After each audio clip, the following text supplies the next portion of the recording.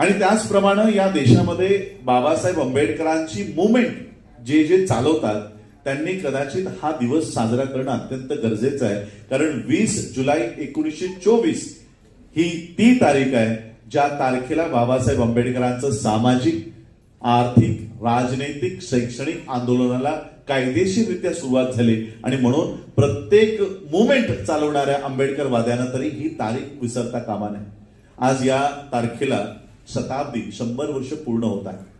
परंतु मी कुठेही आज बहिष्कृत हितकाळनी सभेचा शताब्दी महोत्सव साजरा होताना महाराष्ट्रात सोडा भारतातही मी कुठे कोणत्याही राज्यामध्ये आजचा हा कार्यक्रम होताना बघितलेला नाही.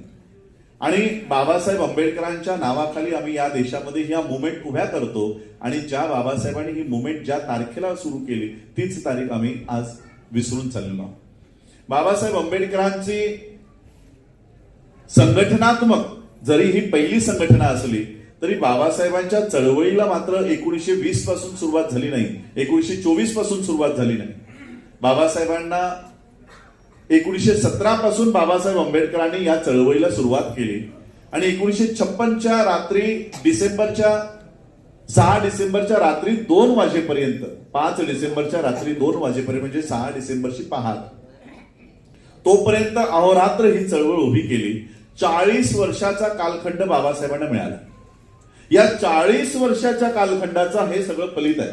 आज या मंचावर जे आज ऍडव्होकेट बसलेले दिसत आहेत, आज प्रोफेसर बसलेले दिसत आहेत, तुमच्यामध्ये IAS IPS डॉक्टर DCP आमच्या इथे आहे. हे केवळ 40 वर्षाचं बाबासाहेब आंबेडकरांच्या आंदोलनाचा फलित आहे की आज आमच्यातनं IAS IPS doctor engineer professor घडू लागले. या 40 वर्षाचं हे फलित आहे. आज बहिष्कृत हितकाळनी सभेचा शताब्दी महोत्सव आपण घेत आहोत. आणि म्हणून पुन्हा, कारण आपण सगळ्यांनी मला अनेक वेळा ऐकलेलं आहे, बाबासाहेबांची संपूर्ण चळवळ मी आपल्या समोर मांडलेली आहे.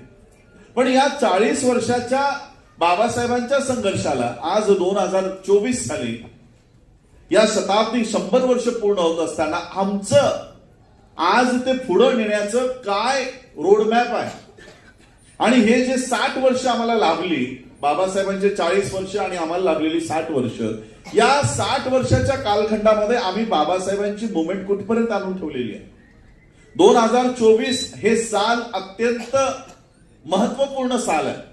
याच वर्षी बाबासाहेबांच्या बहिष्कृत हितकाळनी सभेला 100 वर्ष पूर्ण होत आहेत. पुढच्या वर्षी संविधानाला 75 वर्ष पूर्ण होत आहेत.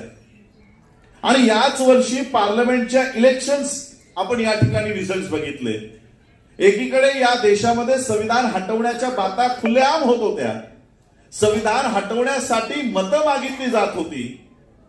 तिथेच आमचं पॉलिटिकल रिप्रेझेंटेशन 0 होत चाललं होतं. ज्या वर्षी बाबासाहेबांनी 1924 साली त्यांच्या सामाजिक, राजकीय, शैक्षणिक आंदोलनाला सुरुवात केली, त्यांच्याच शताब्दी वर्षामध्ये आमचं राजकीय, सामाजिक आंदोलन शून्य होताना आमच्या डोळ्यासमोर चित्र उभं राहत आहे. आणि अशा अवस्थेत आपण नुसतं बघ्याची भूमिका घ्यायची का? बौद्ध म्हणून ज्यावेळेस बुद्धिस्ट सोसायटी ऑफ इंडियाची ही मुवमेंट आम्ही सुरू केली, 2017 साली अशोक मुकुंदराव आंबेडकरांचं निधन झाल्यानंतर मला या संघटनेचं, या बाबासाहेब आंबेडकरांनी स्थापन केलेल्या संस्थेचं अध्यक्षपद मला मिळालं. 18 साली मी अध्यक्ष झालो. 19 पर्यंत मी या संस्थेला वर्ल्ड फेलोशिप ऑफ बुद्धिस्ट सोबत 128 देशांच्या संघटनेसोबत पुनर्जीवित केलं. ती संघटना पुन्हा उभी केली. 20 आणि 21 कोरोनाचा कालखंड झाला आणि पुन्हा आज 24 पर्यंत आज भारताची बौद्ध मुवमेंट अशी आहे की भारताच्या बाहेर जगात कोणत्याही देशात जर बौद्ध धम्माच्या परिषदा होत असतील, यापूर्वी मी या धम्माची मुवमेंट हातात घेण्यापूर्वी या धम्माचं नेतृत्व कोण करत होते? तिवारी, त्रिपाठी. स्वतः माझा 2019चा व्हिएतनामच्या युनायटेड नेशन्सचा, संयुक्त राष्ट्राच्या सभेतला लाईव्ह व्हिडिओ आजही माझ्या फेसबुक पेजवर आहे. त्या व्हिएतनामच्या संयुक्त राष्ट्राच्या बैठकीत भारतातून बौद्ध धम्माचं नेतृत्व प्रेझेंटेशन कोण करतंय? जनेयूधारी असलेला व्यंकय्या नायडू. हे भारताच्या बाहेर जाऊन लोकांना हे सांगत होते की मी भारतातून आलोय, भारत बौद्ध देश आहे आणि भारतामध्ये बौद्धांची चळवळ ही आम्ही चालवत आहोत. अशा पद्धतीने व्यंकय्या नायडू असतील, हे तिवारी असतील, त्रिपाठी असतील, हे प्रेझेंट करत होते. मला वाटतं आता जे मी 2019 2017ला सांगत होतो, आता बऱ्याच पैकी लोकांना ते कळलं की भारताच्या बाहेर कोण जातात. एक परिस्थिती त्यावेळेस होती 2017, 18, 19, 20 सालापर्यंत की भारताच्या बाहेर कुठेही बौद्ध परिषद असली तर पहिलं आमंत्रण असायचं शर्मा, तिवारी, व्यंकय्या नायडू, कुलकर्णी, हे अशी लोक भारताच्या बाहेर जाऊन भारतातनं बौद्ध धम्म स्वतःच्या माध्यमातून प्रेझेंट करत होते. या संपूर्ण बौद्ध परिषदांमध्ये मी हजेरी लावली.